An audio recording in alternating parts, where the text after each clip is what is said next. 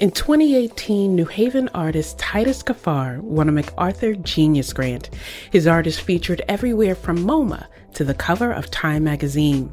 For a 2017 TED Talk, Kaphar recreated a 17th century painting, and then he partially painted over some of the subjects with broad white strokes. Here's audio from that presentation.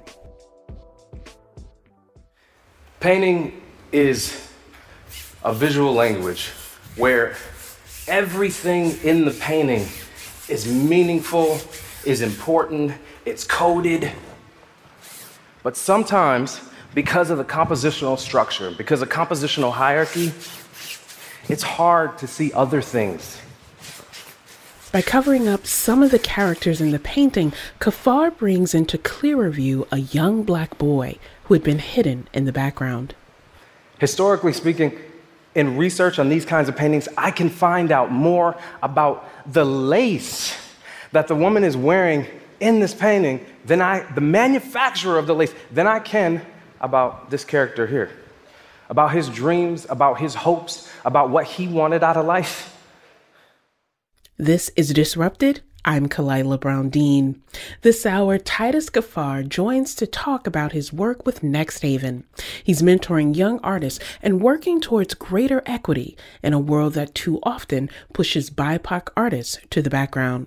And later, Connecticut State Poet Laureate Antoinette Brim-Bell about how she plans to focus on collaboration with her new role. But let's start with Titus Kaphar and Jason Price. The two friends co-founded NXTHVN in 2019. Today, Titus serves as president and Jason as chairman of the board. I asked them how NXTHVN came to be and what they hope to accomplish. Here's Titus. So in many ways, NXTHVN is a collage of art and business, and more specifically, Jason and myself. It's is his brain squished together with my brain, and this is what we got. So from the art perspective, I'll talk about that, and then I'll let Jason talk about the business perspective a little bit. From the arts perspective, we are a new national arts model dedicated to advancing the careers of young artists of color through access and education. I went to a really good art school, enjoyed myself there, even though it was incredibly frustrating at times. Feel like I moved on to a path of quote unquote success, but realized that my time in graduate school taught me nothing about the business of art. And the sort of problem with that is everyone in the art world knows the business of art except for the artist, which means that the artist ends up getting taken advantage of. So we put a program together that we felt like could create the vocabulary, the language to speak with artists about that thing that we don't like to talk about so much, which is the money of it all. Because what we recognize is that artists are economically disadvantaged and being taken advantage of by people who fundamentally know that there is a lot of money in this business, and it behooves them, unfortunately, to take advantage of artists. That's unfortunately what happens a lot. And so I use much of my personal experience in the art world and all of the mistakes that I've made to create a portion of our curriculum and teach through that experience. And let me just say before you start getting people, tweeting in about something, calling in, all galleries aren't bad. Everybody in the art world is not bad. And if you're good, obviously I'm not talking about you. So Titus, mentioned that as sort of a mashup of, his best attribute, his superpowers, and and kind of what I know as a business person. So my background is, kind of banking and entrepreneurism and private equity. And I think what I like to talk about is just kind of like the model and what that means relative to the art world. So, even though NXTHVN is kind of known as this place that incubates artists, and that's what it really is, the kind of setup and the components of what we decided to do are central to supporting the people that we care about, which are the artists, right? And so what that means is I talked to Titus about I said, what is the art market? What does it mean to be a maker? What does it mean to be in conversation with collectors? What does it mean to be part of a gallery? How much does a gallery charge you to connect you to the collectors? And there's fees and there's money that are exchanging hands and value that is exchanging hands. And what Titus pointed out is that, the artist often is kind of left out of that sort of exchange. And so what we wanted to do was we wanted to educate our artists in a particular way that put them in position to extract the most value for their contribution to the market. And so that meant that we had to control the studio, as Titus said, a particular type of education, access to the right collectors and right galleries. NXTHVN is in a neighborhood that we care about. And that when we do that really well, we're in position to then make sure that value, and it could be money, it could be notoriety, it can be, as Titus would say, contribution to the canon of art. But we're in position to make sure it goes to the people that we care about.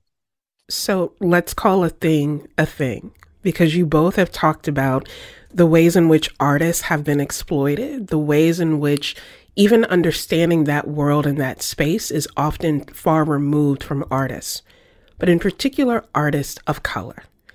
And I'm listening to the two of you talk about this experience and this model and what you're creating to protect artists of color from that exploitation when the people who are investing and buying often do not look like those who create. What does it mean to create this model at a time when Black artists in particular are becoming more sort of in the mainstream, so to speak, but wanting to be clear that it's about protecting the art and the artist and not just about creating a product for other people? How do you balance those two? So, I mean, you're right. There is movement happening in the market for Black and brown artists right now. Folks are hearing us. They're listening. Are they hearing? I'm not sure. I don't know which one of those you would use, but I would definitely say that people are looking at what Black artists are making right now. My perspective on the matter is that if we look at the numbers and we look at the statistics, as good as this is, it still represents a small portion of the market. The numbers that are being done in the art world are in the 50 to 80 billion dollars, right? That's what we're talking about, the marketplace. And when we talk about that marketplace, Black and brown artist sales are moving up, but I don't want people to get the impression that they're anywhere close to where we want them to be, right? Where we need them to be. It's good, but it has not been resolved. Let's put it that way. The second thing is the art market is fickle. And so who they're interested in right now is not who they're going to be interested in later. So I don't really like pay that much attention to that part of it. The art world, they go with whatever the taste and the fashion is. We're working with artists to make art that, as Jason said, that engages the canon. That is to say that it's going to be here when we're dead. It's not about fashion. It's not about this moment. It's not about what people like. It's about ideas that have the capacity to change the world and putting that on canvas, making a sculpture of it, whatever it needs to be. That's what it's about. So that's the first part of it. The second part of it is I want to be very clear. Our focus is Black and brown artists, absolutely. But what we say is we reflect the demographics of the community that we are a part of. And so there is currently a white artist in our program, but we're pretty direct in our interviews from the beginning. What we say is this is a safe space for Black and brown people. We need to understand that you are an advocate. If you are here and you're an advocate and you're ready to roll with us, then this is a place you can be. We're not an organization that limits in that way. Again, we will always reflect the demographics of the communities that we're a part of. And so it's never going to be a majority white program unless that neighborhood is a majority white neighborhood. And we are doing everything that we can do to make sure that neighborhood is not gentrified in a way that would push out the people that we came there for. I lived in that neighborhood first. That's the reason why we're there. Jason, let's talk about that neighborhood where Next Haven is physically located, which is the Dixwell neighborhood in New Haven. And for our listeners who may not be familiar with the neighborhood, why is it so important to have that as a womb or a home base for Next Haven, given the commitment to local entrepreneurs, given the commitment to artists, and to that fullness of community and representation? What do we need to know about the neighborhood? Well, I mean, just from a demographic standpoint, we did our research on some of the statistics surrounding the community and the people that live in that neighborhood, and they're not great, in terms of home ownership, crime, income levels. And I think, when it comes to art, we believe, and Titus believes, that art can change the world and change communities. And so if we're going to prioritize bringing the best artists to New Haven through, putting together a model that we think can create change, we want to create change in neighborhoods that deserve investment. And so it's almost like foreign direct investment. If we can create a shiny object that has value, and that we can get more money and capital from outside our neighborhood to be deployed within our community, we want to make sure that it goes to places that are underinvested. And so, it's pretty simple. These are people that we care about. We care about all of New Haven, but in particular, we know that people of color are sometimes left out of the investment game. If we're going to do our part through, the arts, believing that the arts can make that sort of change, we're doing it and prioritizing it in areas and for people of color. I'll just add one piece to that, is that that neighborhood has been disinvested, underinvested, however you want to say it, for a really, really long time. And what is great about the neighborhood still is the people. It's full of really amazing people, and the folks come out. We love that. At our openings, you'll see the director of MoMA, but that's not nearly as exciting to me as the group of kids who just kind of hang out at our gallery space and know us and feel like this is their space. This is a part of their community, and they feel comfortable in it. And everybody on our team knows that they are to be made to feel welcome. That's a non-negotiable for us. So we also recognize that the other thing that's great about that community is there is a legacy there. There's a history there. It's really easy to think about that period in which there was no investment in that neighborhood, but there was a before that. And before that, that was a neighborhood of rich culture. That was a neighborhood full of music. And one thing that folks sometimes know is that the Monterey Club, that jazz club, famous jazz club in New Haven, was right down the street from us. So we feel like although this is innovative and new, it's been built on the foundation that our ancestors left for us. Titus, how important is that for you as an artist, now as a mentor, a leader, and an entrepreneur? How important is it for you to connect that historical significance of community development, and community agency with the ways that you now think about mentorship? Because you're mentoring young artists, you're mentoring young people who may not yet see themselves as artists, but you are affirming that if that is the path they want to pursue, they can. How does that affect you as an artist? Well, so two things. One, it's no different than my art practice. It's a different manifestation, but it's the same kind of logic and reason, exploration and research. It's like I make paintings, I make sculpture, and then this is another part of my practice. What I mean by that is my practice is deeply rooted in understanding history. My practice is deeply rooted in seeing what is often not seen. My practice is rooted in taking materials and changing them and making you see something that you had ignored before. And I do that all from the perspective of selfishness, really, like wanting to see it myself first. I don't set out to make work to educate people. That's never my motivation for making work. I think you end up with something quite didactic, and that's not my approach. I first make a work because I need to understand something about myself or about the world that I'm a part of or the community that I'm a part of. I also recognize that mentorship is how I got here in many ways.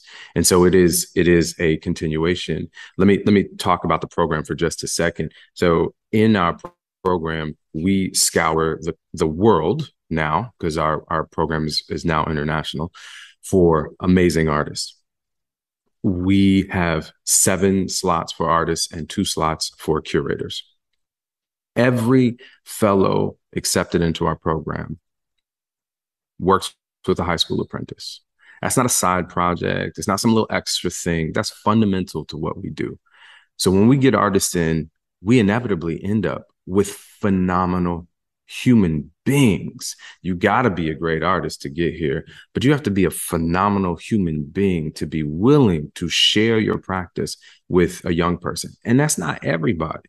Everybody is not capable of that. Not everybody wants to do that. You may be the greatest technician in the world. That doesn't mean that you can be a Next Haven artist. Next Haven artist is about that community, is about that openness. It is about that sharing. And if that's not a part of your philosophy, you can't be here.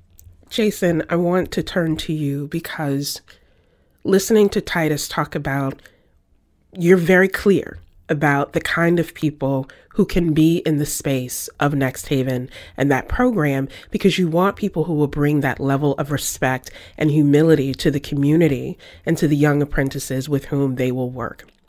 And Next Haven recently had an exhibition called From the Outside In. And you've mentioned the word disinvestment several times, the historic disinvestment in the Dixwell community, and in many ways in the young people of that community.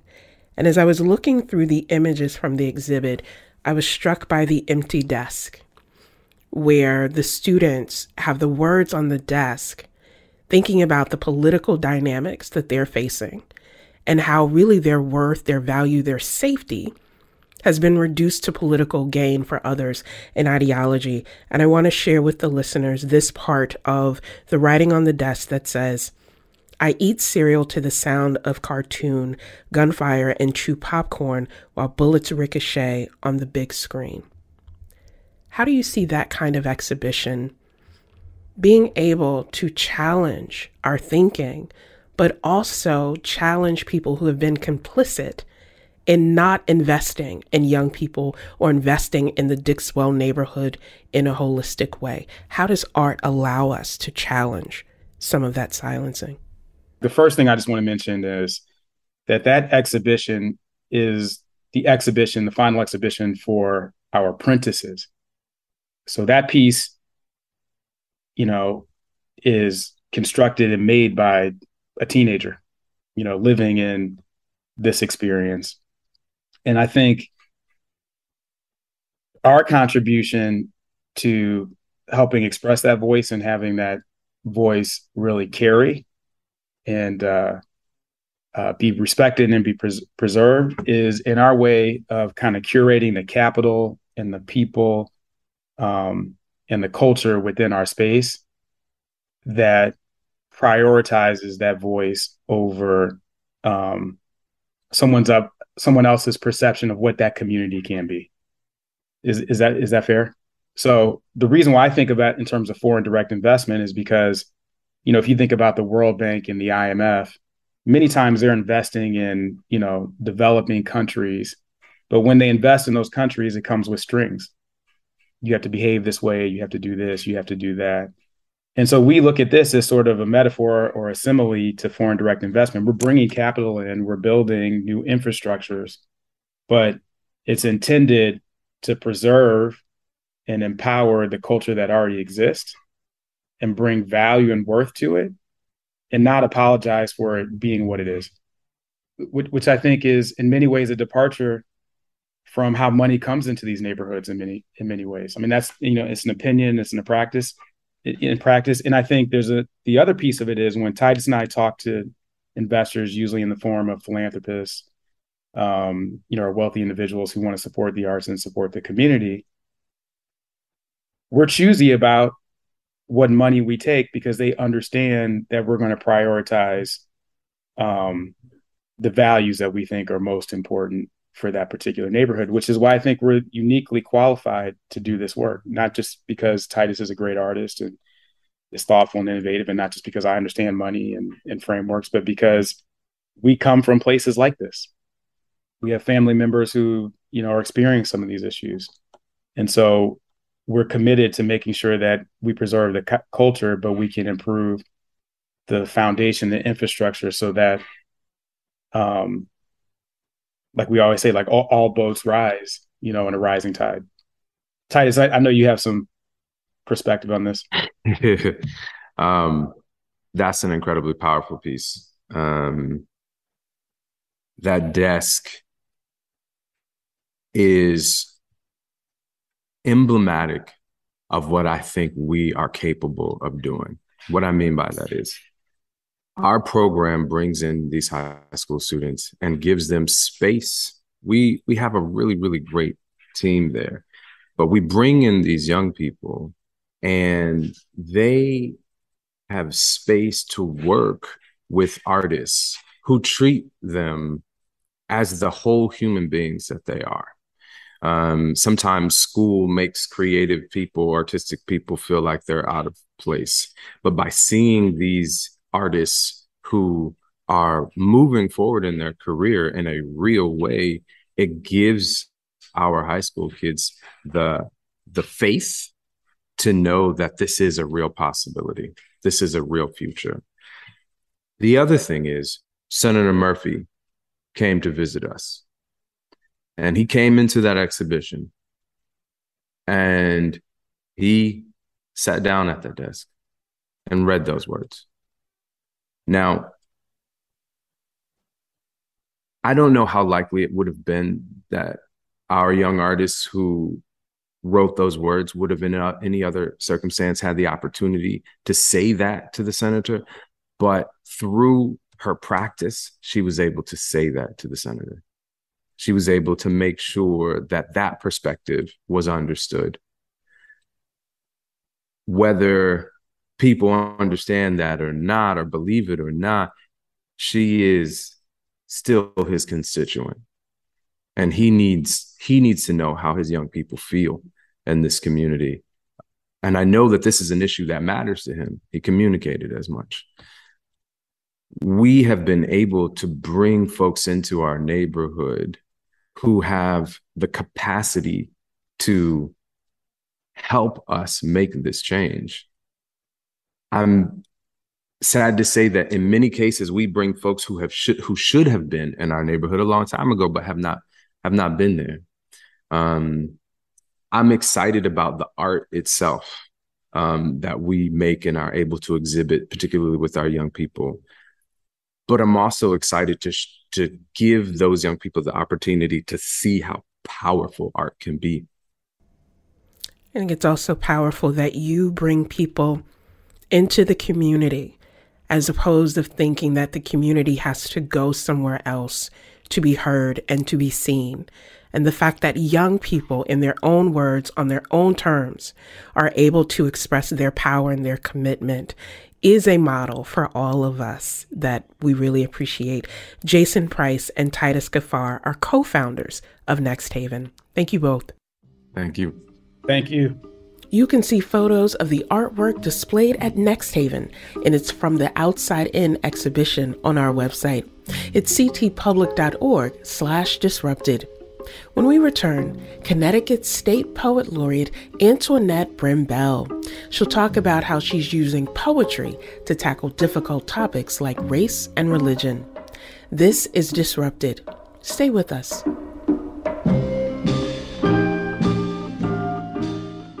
Welcome back to Disrupted. I'm Kalila Brown-Dean. Today we're talking to disruptors in Connecticut's arts community. This summer, Antoinette Brim-Bell became Connecticut's 8th State Poet Laureate. Antoinette is a poet and visual artist whose work with the Connecticut-based Witness Stones Project appeared in Poetry magazine. She's author of 3 books of poetry, including most recently, These Women You Gave Me. Antoinette, welcome to Disrupted. Thank you. Thank you so very much. I appreciate this. It's exciting to have you here, and I want to hear more about your role as Connecticut State Poet Laureate and about your work. But before we go there, I'm told that you were a little hesitant when you were first approached about this episode where we're featuring disruptors whose everyday work challenges and dismantles what we would consider to be the status quo. Talk to me more about why you were uncertain if you are a disruptor.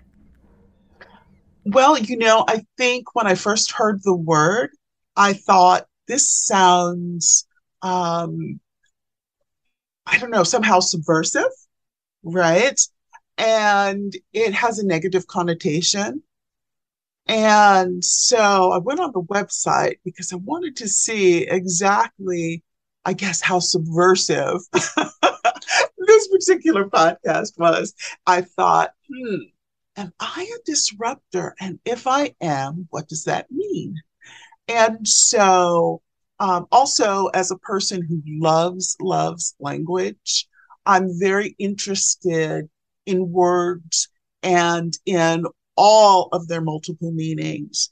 Ultimately, after thinking about it for a long time, I realized that I guess I am a disruptor in the sense that me just walking into certain spaces disrupts the status quo.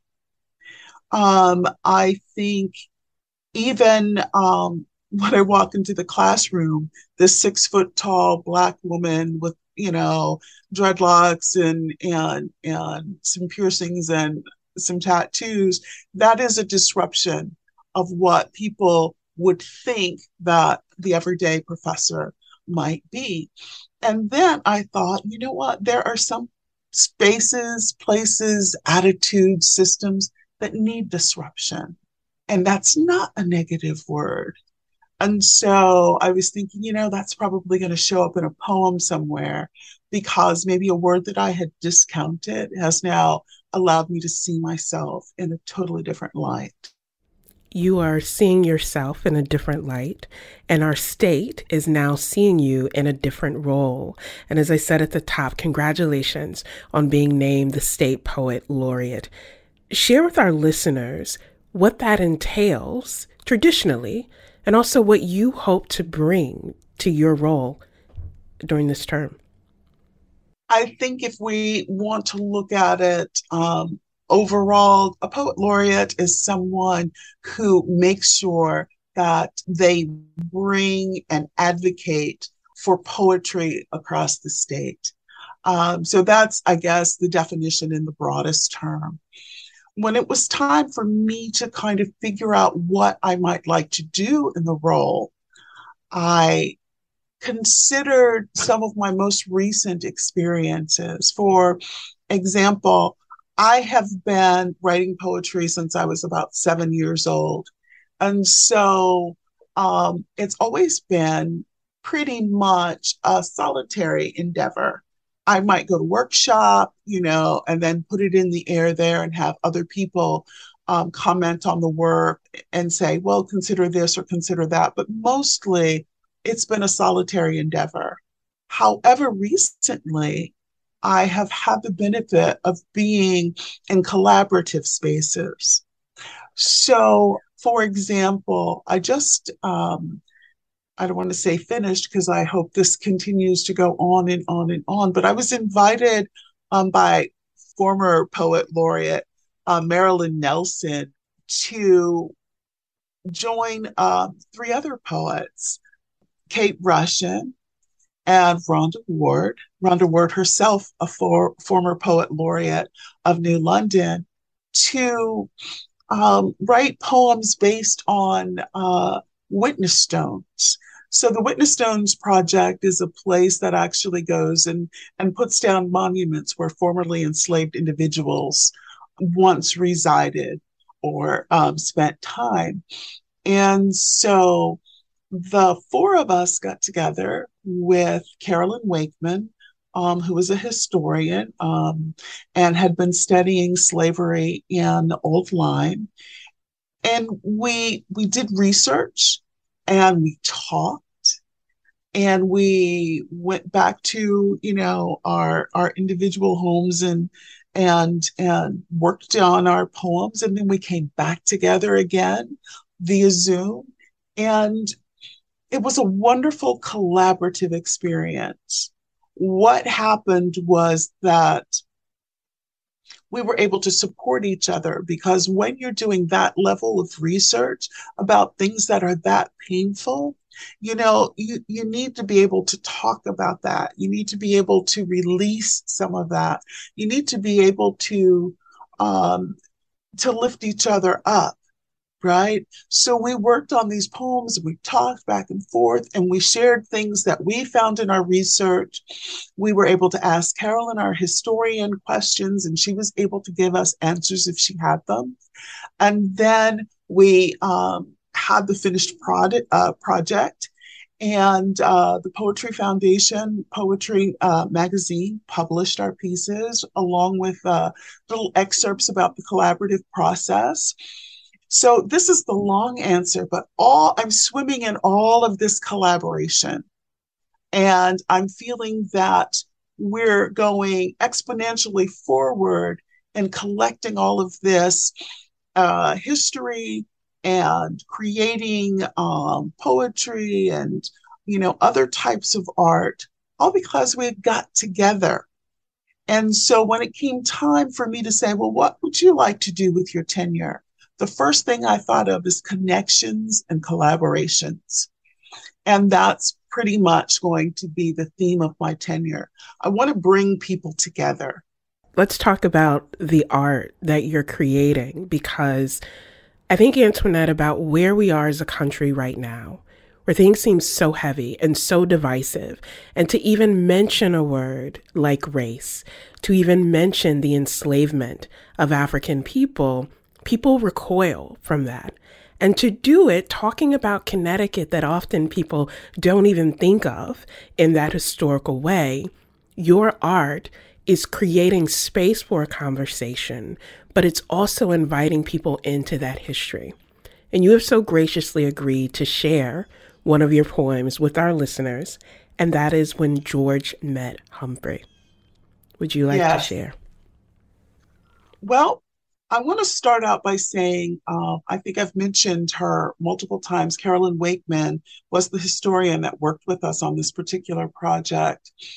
And I was struck by something that was in her notes about Humphrey, who I was writing about. And that becomes the epigraph of the poem, which simply says, General George Washington is thought to have rested at slave owner McCurdy's house while traveling from Boston to New York in 1776. Humphrey would have prepared for the distinguished guest. So the poem. When George Met Humphrey. Washington's late September blue-grays question the darkness of this slave's eyes. Fury flash-cooled in a deluge of tears turned obsidian-edged in bleached eagle talon. Humphrey's eyes only reflect back Washington's war-weary face. It is safer this way. A slave is all function and no humanity, whispered assent, and dust kicked up when he turns on heel. 2 steps ahead to prepare the way, 2 steps behind in his ordained place. Humphrey is the darkness Washington steps through on his way inside to the warm hearth and smells of roasting mutton and root vegetables. Tonight, Humphrey will bed down in the stable, fresh from a stint on the sea, the delicacy of rat meat, and pocketed wild onions pinched between weevil flour biscuits still on his tongue. That's Connecticut State Poet Laureate Antoinette Brim-Bell. She read from her poem, When George Met Humphrey. Coming up, Brim-Bell talks about working in multiple mediums and how she's challenging one of the oldest narratives in Western culture. This is Disrupted. Stay with us.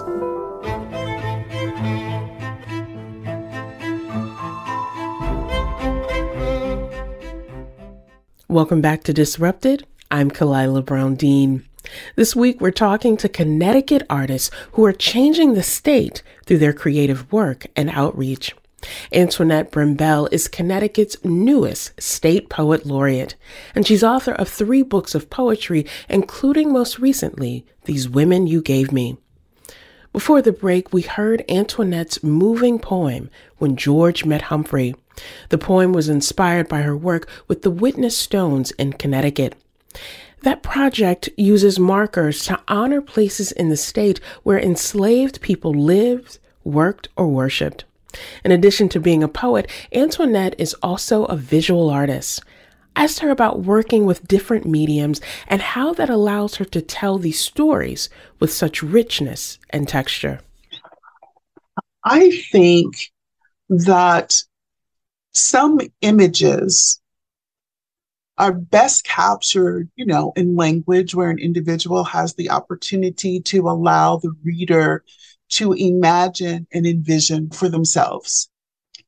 And then some things I think are best left to visual art, where the story is told through color and through texture, and the individual has the opportunity to stand and see through the eyes of the artist a more specific kind of picture. I think each of the arts brings with it its own strengths. And so sometimes when I have an idea, I think, this needs to be a piece of visual art. And then sometimes most times I think this needs to be a poem, because poetry for some reason is my first language, so to speak. It's something I discovered very young and have been using all my life. And I tend to think in metaphor and simile. And so that's generally my first choice. I think what happens when you bring poetry, visual art, or poetry and music together is this burst of sensory goodness. Sensory goodness. And so you get to experience the world of the poem at the same time that you are swaying and feeling the music resonating inside of your body, and you're kind of going on this, flow and crescendo and decrescendo, and then it's punctuated by the language. That's a good mixture, poetry and music.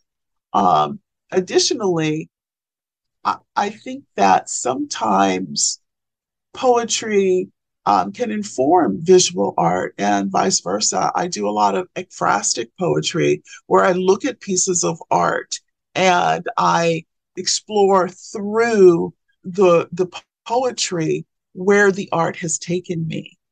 And so I think that's helpful if someone is more attuned to language than they are to the artwork. They meet the poem on the page and then they turn back and look at the painting and it becomes new to them. So I believe in the fusion of the arts. And that's one of the things I'd also want to do during my tenure as poet laureate, is to bring visual artists together with poets and just have everybody create new art that would not have been in the world had not these collaborations taken place. I could listen to you talk about this and experience, because there's an art even in the way that you communicate this and that you convey it. It brings people in to the space instead of feeling like this is something that is so elite that I can't understand. Yeah, I'm totally into this because I feel it, especially when I think about your latest book of poetry, These Women You Gave Me. Because so much of your practice is about sharing these stories of people who get overlooked or misunderstood or misrepresented and asserting power and agency through art in a very different format. Share a little about that book with our listeners.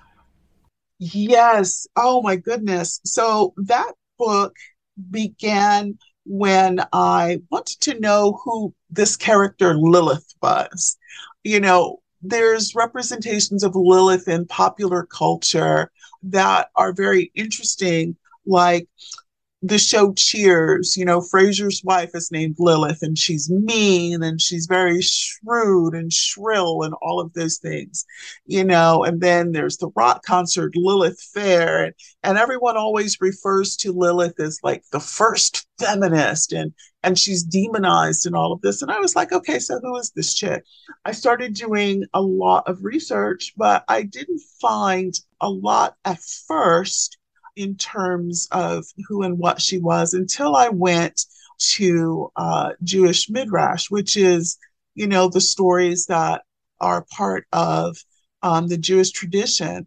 So basically, for those of who don't know the story of Lilith, Lilith is Adam's first wife. Yeah, that's shocking, right? I did not know that he had a wife before Eve. And Lilith was formed just the same way that Adam was, you know, out of the clay of the earth. And although Adam was created first and then Lilith, and they had some dispute amongst themselves about, well, supremacy. And it played out in the bedroom, who would be the one to be on top. And Lilith said, you know, no, I think that that's something that we can share. And him saying, no, I was created first. And so therefore, you know, I am the superior one. And she got so frustrated and so angry with him that she spoke the name of God. And when she did that, she sprouted wings and flew away. And so the story often is, I think, misunderstood, that because she didn't submit to her husband, that she became a demon and flew away. And when I read it, I said, no, that's not how I see it. I see it as though she committed a sin against God by speaking his name. And he wasn't, you know, you weren't supposed to speak the name of God. And so subsequently she was punished for that, not for her argument with Adam. So I thought, what would happen if women told the stories? Because most of these stories, we, you know, well, all of these stories, we come to from a patriarchal lens, right? And so what would Lilith say for herself? And then after I wrote the section about Lilith, I thought maybe that I was finished. And then I thought, well, you know, what would Eve have to say? Because, oh my gosh, Eve constantly gets, you know, disparaged for bringing about the fall of mankind. And so I started really thinking about it. And I realized that she's a lot more innocent than we give her credit for. She comes into the world really not knowing anything but good. And then we get angry at her for, you know, succumbing to Satan and all of the things that he's talking about. But he's still a beautiful being, right? Yeah, he's fallen, but his body is still encrusted with jewels. His voice is still beautiful, you know, because when he was Lucifer, he was leading the chorus in heaven. And so she sees this beautiful being in front of her who's talking to her. She doesn't know what a lie is. She doesn't know what evil is. Everything around her is beautiful, wonderful, and amazing. She's innocent. right? So she's been beguiled and it's not her fault. And I wanted to bring that out. I had these two different perspectives. And then I thought, you know what? I need another voice, someone who is stepped back from everything. And that became the Garden of Eden, who is looking at helping us to understand everything, sort of like a Greek chorus would, in a play. And that's how the book came together. And I have to admit that as I began to write it, I was uncomfortable. I was afraid, because I'm dealing with sacred texts and I'm challenging the way we read maybe those sacred texts. If I had thought about the word disruptor, I would have used it because I was really disrupting narratives. And I fought through it and just said, no, I have a right, just like maybe Lilith and Eve, to tell a story from a female perspective. So in the time that we have together, I'd ask that you would share with us another poem, Duplex, Black Mamas Praying, also disruptors in many ways. Yes, so this particular poem was written during all of the unrest of, 2020 and everything that was going on at that particular time. And I'd had the line, Black Mamas Stay on Their Knees Praying, in my head for a long, long time. I didn't really know where to go with it. But the weight of all of that, of 2020, and then finding this new form by another African-American poet named Jericho Brown, the duplex, where it had this repetition and this pleading in it. I said, this is the form that I'm going to use. So I'm going to go ahead and read Duplex, Black Mamas Praying. Black mamas stay on their knees praying, cursing the lies folks tell about how the world don't need you. The world don't need you is a lie folks tell themselves when they step over blood-gelled black and slick. Folks step over black blood, gelled and slick, to get on with things. Don't bring bones to the cemetery. Bones in the cemetery hear the prophecy. Together, bone to bone, tendons and flesh, skin, bone to bone, tendons and flesh, skin together. Four winds breathe into thee, slain, that they may live. Breathe four winds into thee, slain, that they may live. Calling forth prophecy is no light work, no.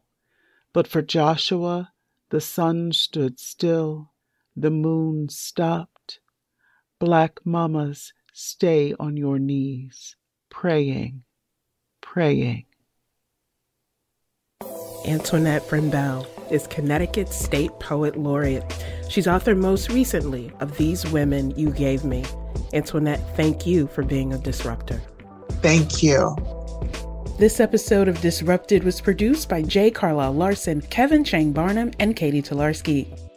You can listen to all of the previous episodes of Disrupted by finding us wherever you get your podcasts. Just search for Disrupted and Connecticut Public. And if you have feedback or ideas for this show, you can email us at disrupted@ctpublic.org. I'm Kalila Brown-Dean. Thanks for listening.